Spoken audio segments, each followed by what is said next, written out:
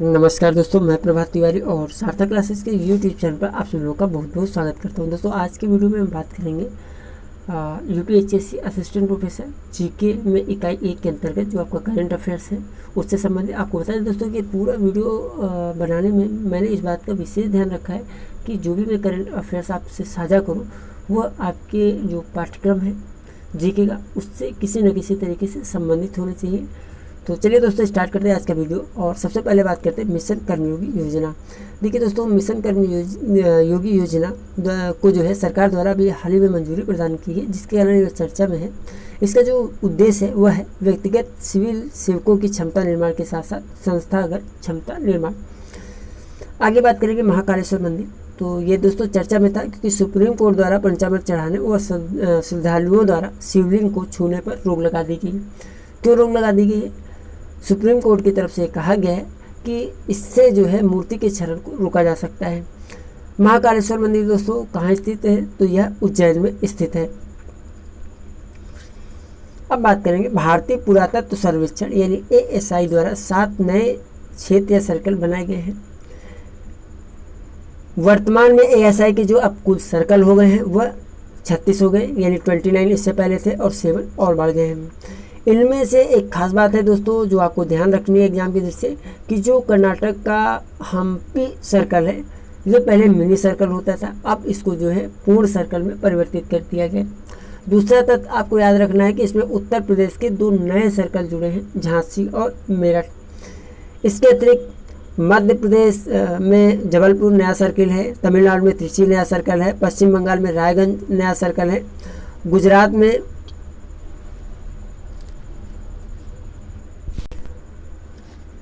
में राजकोट नया सर्कल है। ये देखिए बड़ौदा लिख गया है, तो जो बड़ोदरा है वो पहले से ही इस सर्कल में है, तो बड़ोदरा की जगह यहाँ पर जो होगा आपका राजकोट होगा।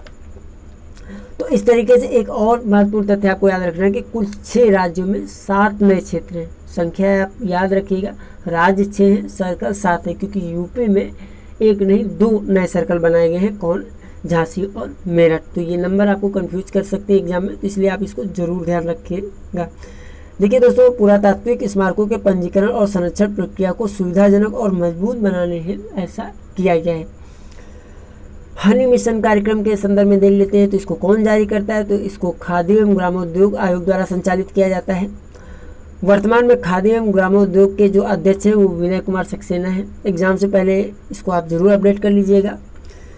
बात करेंगे फीडे विश्व शतरंज ऑनलाइन 2020 विजेता। आपको बता दें जो फीडे विश्व शतरंज 2020 एडिशन है वो ऑनलाइन हुआ था कोविड-19 की वजह से, और पहली बार जो है यह प्रतियोगिता ऑनलाइन हुई थी।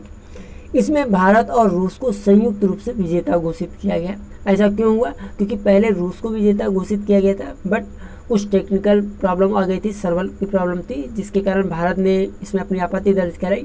तो फिर फीडे द्वारा भारत और रूस को संयुक्त रूप से जो है विजेता घोषित किया गया। आपको बता दें दोस्तों कि भारत ने पहली बार फीडे विश्व शतरंज फीडे विश्व शतरंज जो है इस प्रतियोगिता को भारत ने पहली बार जीता है। भारत के खिलाड़ियों के नाम आप देख लीजिए, खिलाड़ी के नाम आपसे पूछे जा सकते हैं। तो निहाल सरीन और दिव्या देशमुख दोनों ही शतरंज खिलाड़ी हैं। फीडे का फुल फॉर्म जैसा आप जानते हैं कि अंतर्राष्ट्रीय शतरंज महासंघ। अब बात करेंगे वैश्विक नवाचार सूचकांक 2020। वैश्विक नवाचार सूचकांक के 2020 एडिशन में कुल 131 देशों को शामिल किया गया था। इसमें प्रथम स्थान स्विट्जरलैंड का था, द्वितीय स्थान स्वीडन का था, तीसरा स्थान अमेरिका था। अब बात करते हैं भारत की स्थिति। तो भारत की स्थिति जो है यानी रैंक ऑफ इंडिया जो है 48 है। भारत की रैंकिंग में 4 अंकों का सुधार हुआ है, यानी पिछले वर्ष यह रैंकिंग 52 थी। आय समूह के आधार पर भारत को वियतनाम व यूक्रेन के साथ लोअर मिडिल इनकम के समूह में रखा गया है। अब ये प्रश्न उठता है कि वैश्विक नवाचार सूचकांक 2020 में लास्ट पोजीशन पर कौन सा देश रहा? आपको बता दें कि ये 13वां संस्करण था वैश्विक नवाचार सूचकांक का। ब्रिक्स इनोवेशन बेस की स्थापना का प्रस्ताव चीन द्वारा कृत्रिम बुद्धिमत्ता यानी एआई और 5G के क्षेत्र में सहयोग बढ़ाने हेतु ब्रिक्स देशों के उद्योग मंत्रियों की वर्चुअल बैठक के दौरान दिया गया। तो देखिए प्रश्न बन सकता है कि ब्रिक्स इनोवेशन बेस की स्थापना का प्रस्ताव निम्नलिखित में से किस देश के द्वारा दिया गया? तो किसके द्वारा दिया गया दोस्तों? चीन के द्वारा। बात करेंगे सुमित नागल, तो सुमित नागल के विषय में देख लीजिए। 2013 के बाद पहली बार यूएस ओपन में पुरुष एकल मैच जीता है सुमित नागल ने। 2013 में किसने जीता था? तो 2013 में सोमदेव वर्मन ने यूएस ओपन जीता था या यह उपलब्धि हासिल की थी। निर्यात तत्परता सूचकांक 2020 यानी ईपीआई कौन जारी करता है? तो दोस्तों इसको जारी करता है नीति आयोग। प्रथम 3 राज्य जो हैं निर्यात तत्परता सूचकांक 2020 में जो हैं वो हैं गुजरात, महाराष्ट्र और तमिलनाडु। केंद्र शासित प्रदेशों की अगर बात करें तो केंद्र शासित प्रदेशों में प्रथम 3 राज्य हैं दिल्ली, गोवा और चंडीगढ़। भारत में दोस्तों 70% निर्यात है वो 5 राज्यों द्वारा होता है। कौन से 5 राज्य हैं? तो ये हैं गुजरात, महाराष्ट्र, तमिलनाडु, कर्नाटक और तेलंगाना। निर्यात तत्परता सूचकांक यानी ईपीआई की संरचना में कुल 4 स्तंभ हैं। कौन कौन से? एक है नीति, व्यवसाय परितंत्र, निर्यात परितंत्र और निर्यात निष्पादन। परमाणु परीक्षण के विरुद्ध अंतर्राष्ट्रीय दिवस तो किस तिथि को मनाया जाता है दोस्तों? तो यह तिथि है 29 अगस्त यानी 29 अगस्त। दुनिया के सबसे शक्तिशाली हाइड्रोजन बम जिसका नाम था जार बम के विस्फोट का वीडियो किस देश ने जारी किया अभी हाल में? तो रूस ने, और यह वीडियो 40 मिनट का था। वो महाद्वीप जिसे अभी हाल ही में WHO ने पोलियो मुक्त घोषित किया है। तो WHO द्वारा अभी हाल ही में अफ्रीका को पोलियो मुक्त घोषित किया गया है। तुर्की द्वारा अभी हाल ही में किस महासागर में एक बड़े प्राकृतिक गैस भंडार की खोज की गई है? तो दोस्तों तुर्की द्वारा काला सागर में एक बहुत बड़े प्राकृतिक गैस भंडार की खोज की गई है।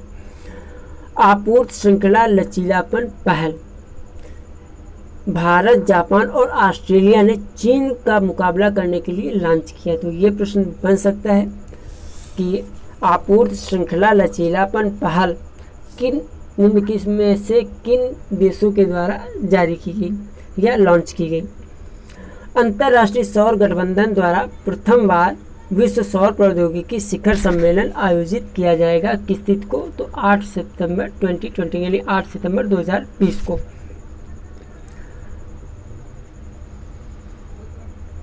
अब बात करेंगे दोस्तों वैश्विक आर्थिक स्वतंत्रता सूचकांक 2020 यानी ग्लोबल इकोनॉमिक फ्रीडम इंडेक्स। तो इस इंडेक्स में कुल कितने देश शामिल हुए? 162 देश। इसमें प्रथम स्थान रहा है हांगकांग का, द्वितीय स्थान सिंगापुर का। अब बात करेंगे भारत की स्थिति। तो भारत की स्थिति रही है 105। पिछली बार की स्थिति से भारत जो है 26 पायदान नीचे पहुंच गया है। पिछली स्थिति इसके भारत की थी 79। यह सूचकांक यानी वैश्विक आर्थिक स्वतंत्रता सूचकांक आर्थिक स्वतंत्रता के 12 मात्रात्मक एवं गुणात्मक कारकों पर आधारित होता है। द हेरिटेज फाउंडेशन एवं the wall street journal America द्वारा 1995 से यानी 1995 से प्रतिवर्ष इसको जारी किया जा रहा है। किसको? वैश्विक आर्थिक स्वतंत्रता सूचकांक को। आगे बात करेंगे पेट्रोलियम मंत्रालय के तहत भारत के सार्वजनिक क्षेत्र के निम्न 5 उपक्रम यानी PCU सतत जलवायु कार्रवाई के लिए अंतर्राष्ट्रीय सौर गठबंधन में शामिल किए गए हैं। तो ये कौन से 5 उपक्रम हैं? गेल इंडिया लिमिटेड, BPCL यानी Bharat petroleum corporation limited, IOCL यानी Indian oil corporation limited, ONGC यानी तेल और प्राकृतिक गैस लिमिटेड और लास्ट में HPCL यानी हिंदुस्तान पेट्रोलियम कॉर्पोरेशन लिमिटेड। नई शिक्षा नीति को लागू करने वाला देश का पहला राज्य हिमाचल प्रदेश हो गया दोस्तों। हिमाचल प्रदेश ने जो नई शिक्षा नीति है उसको अपने राज्य में लागू कर दिया है। डेविड एटनबरो, तो दोस्तों आपको बता दें कि डेविड एटनबरो ब्रिटिश पत्रकार हैं जिनको अभी हाल ही में इंदिरा गांधी शांति पुरस्कार 2019 प्रदान किया गया है। गोविंद स्वरूप, देखिए गोविंद स्वरूप एक प्रसिद्ध रेडियो खगोल शास्त्री और वैज्ञानिक हैं जिनका अभी हाल ही में यानी 7 सितंबर 2020 को निधन हो गया है। आपको बता दें कि गोविंद स्वरूप जी को 1973 में पद्मश्री पुरस्कार और 1972 में 1972 में शांति स्वरूप भटनागर पुरस्कार से सम्मानित किया गया था।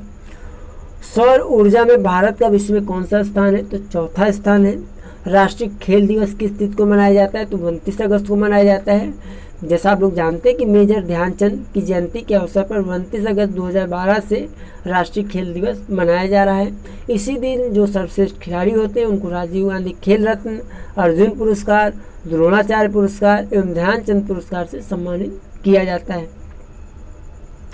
विश्व की सबसे बड़ी सौर ऊर्जा उत्पादक कंपनी तो कौन सी है दोस्तों? ये अडानी ग्रुप की अडानी ग्रीन है। प्रणब मुखर्जी पूर्व राष्ट्रपति हैं जिनका भी हाल ही में निधन हो गया है। 2012 में देश के 13वें राष्ट्रपति बने और इनको भारत रत्न प्रदान किया गया 2019 में। देश की दूसरी एवं दक्षिण भारत की पहली किसान रेल तो दोस्तों ये चलाई गई है अनंतपुर आंध्र प्रदेश से लेकर नई दिल्ली के मध्य। डोनाल्ड ट्रंप चर्चा में क्यों रहे?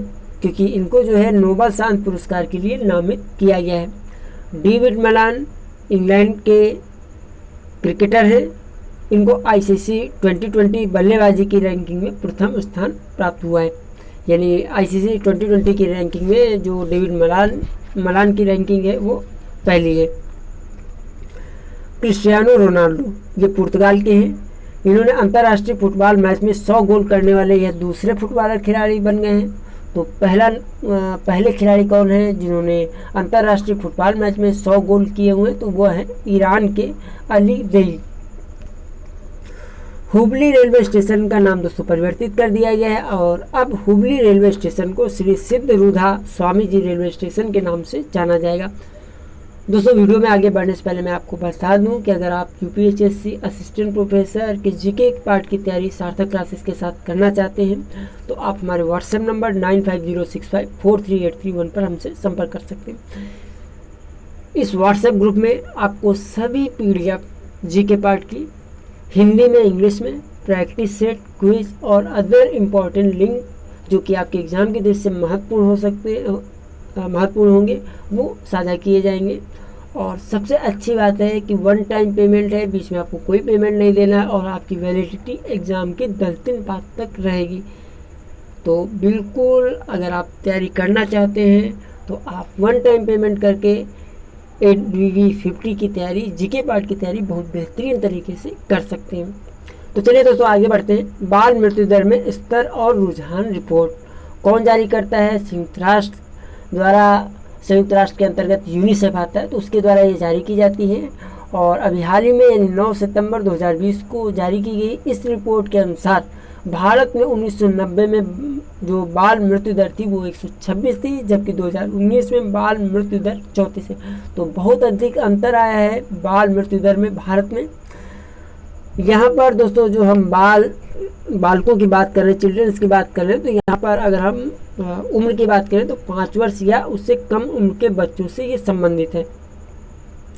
तो दोस्तों ये आज का वीडियो था करंट अफेयर्स से संबंधित, इकाई 1 से संबंधित। और ये करंट अफेयर्स ऐसा नहीं है कि केवल आपके जीके के लिए इम्पोर्टेंट हो। जब आप इंटरव्यू के लिए आपका नाम आता है तो वहाँ पर भी आपसे जो है करंट से क्वेश्चन पूछे जाते हैं। तो करंट आप लगातार जरूर देखा करें। तो आज के वीडियो में दोस्तों इतना ही। हम आपसे फिर मिलते हैं अगले वीडियो में कुछ नई जानकारी के साथ। तब तक के लिए नमस्कार।